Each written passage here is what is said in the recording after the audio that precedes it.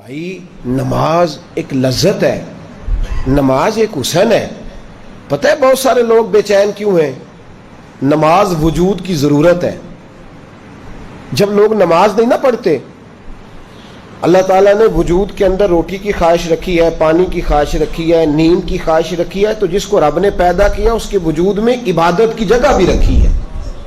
تو جب ہم سویرے اٹھ کے نماز نہیں نہ پڑھتے، اس کا مطلب یہ ہے کہ پھر ہمارا دن صحیح روشن نہیں ہوتا۔ اس بندے کا دن اصل روشن ہوتا ہے جو سویرے اٹھ کے پہلے نماز ادا کرتا ہے۔ ظہر کا وقت آیا پھر نماز پڑھے، عصر کا وقت آیا، اور میرے نبی پاک علیہ السلام نے فرمایا الصلاۃ عماد الدین، نماز دین کا ستون ہے۔ ستون کا مطلب ہوتا ہے کہ جس پر چھت کھڑی ہوتی ہے۔ تو دین کی جو عمارت ہے نا، اس کی مضبوطی کب آئے گی؟ جب آپ کو ایک بات بتاؤں، پتے کی اس کو یاد رکھنا، بے نمازی بندہ جو ہوتا ہے نا، بے نمازی وہ دنیا کا سب سے بڑا بے وفا ہے اور سب سے بڑا ناشکرا ہے۔ آپ اگر بے نمازی سے وفا کی توقع کریں یا شکر کی توقع کریں کہ وہ کسی کا ساتھ دے گا، تو یہ زیادتی ہے۔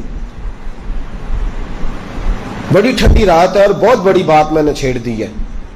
سب سے بڑا بے وفا اور ناشکرا بے نمازی ہے، اس لیے کہ جس نے رب کے ساتھ ہی وفا نہیں کی، جس نے ساری نعمتیں دینے والوں کا شکر ادا نہیں کیا، تو وہ تیرا میرا کیسے کرے گا؟ جو وہاں ہی نہیں جڑا۔ صحابہ کہا کرتے تھے کہ یا اللہ جنت میں بھی نماز کی توفیق دینا، وہاں بھی دل نہیں لگے گا۔ میرے رسول پاک نے فرمایا اللہ تعالیٰ نے کوہ طور پر نور کی ایک تجلی ڈالی جس سے حضرت موسیٰ بے ہوش ہوئے۔ فرمایا جب میرا امتی اللہ اکبر کہہ کے نماز کی نیت باندھتا ہے، رب کریم اس پر اس طرح کے نور کی 70 تجلیاں ظاہر فرماتا ہے۔ 70 تجلیاں، سمجھا ہی نہیں اس بات کو آج تک مسلمان۔ آپ یقین کریں جب اعلیٰ مقاصد کی بات ہوتی ہے تو میں ڈر جاتا ہوں۔ میں کہتا ہوں میں اس قوم سے کیا کہوں کہ جہاد کرنا ہے، افغانستان کے بچوں کو بچانا ہے جو ابھی تک نمازی نہیں ہو سکی، جس سے آج تک ہم نماز کی پابندی نہیں کرا سکے، وہ قوم دین کا بول بالا کرے گی؟ اب تو شرم آتی ہے کہتے ہوئے کہ نماز پڑھا کرو، شرم آتی ہے یہ لفظ ادا کرتے کہ ہماری ساری زندگیاں گزر گئیں، ہم ایک نماز نہیں پڑھوا سکے۔ ایک بات اور یاد رکھنا، جو مجھ سے زیادہ پیار کرنے والے لوگ ہیں، میرے قریب رہنے والے، اگر میں نے کسی سے نماز کا پوچھنا چھوڑ دیا ہے نا، تو اس کا مطلب یہ ہے کہ میں سخت اس شخص سے بیزار ہو گیا ہوں، اب میں پوچھتا ہی نہیں اس سے۔ کتنا کو بندہ پوچھے؟ جب بہت سارے کام کوئی بندہ چھوڑ جاتا ہے نا، وہ حضرت رومی فرمایا کرتے تھے جب تیرا کوئی محبوب تجھ پہ غصہ کرنا چھوڑ جائے تو پھر سمجھ لینا تیرا اس کا تعلق کمزور ہو گیا۔ جب وہ تیرے اوپر جتنا زیادہ جلال کرتا ہے، اس کا مطلب ہے کہ اس کا تجھ سے پیار اتنا ہی زیادہ ہے، اور جس دن وہ کہہ جائے نا نہیں اس نے نہیں سمجھنا، وہ چپ کر جائے، تو اس دن سمجھ لے کہ تو ناکام ہو گیا، تو محبت میں ہار گیا، خدا را۔ نماز تو حسن ہے دین کا۔ تو کیسے سویا رہتا ہے جب اذان ہو جاتی ہے؟ تجھے کیسے خیال نہیں آتا جب تجھے مسجد؟ تو بتا تو صحیح، اللہ کی دھرتی پہ رہ کے، اس کے آسمان کے نیچے اس کی روٹی کھا کے، پھر وہ جب سزا دیتا ہے نا، تو پھر کروڑوں روپیہ دراز میں پڑا ہوتا ہے، پر مالک کہتا ہے بس سوائے دوائی کے کوئی شے نہیں تجھے کھانے دوں گا، کھا کے دکھا، کر جرت، کر ہمت۔ اس وقت خیال آتا ہے پھر لوگ اللہ تعالیٰ معاف کرے ہسپتال کے بیڈ پہ نجتے باندھ کے لیٹے ہوئے، کیا مطلب ہوا؟ جب تیرے پاس موقع تھا، جب تیرے پاس وقت تھا، تب تو نے کیوں نہیں پڑھی؟ بے نمازی اتنا بڑا ظالم ہے کہ وہ اللہ تبارک و تعالیٰ کی ساری نعمتیں کھاتا جاتا ہے، ہڑپ کرتا جاتا ہے، اور اس کے حکم کی پیروی نہیں کرتا۔ اس زیادتی سے باہر نکلے۔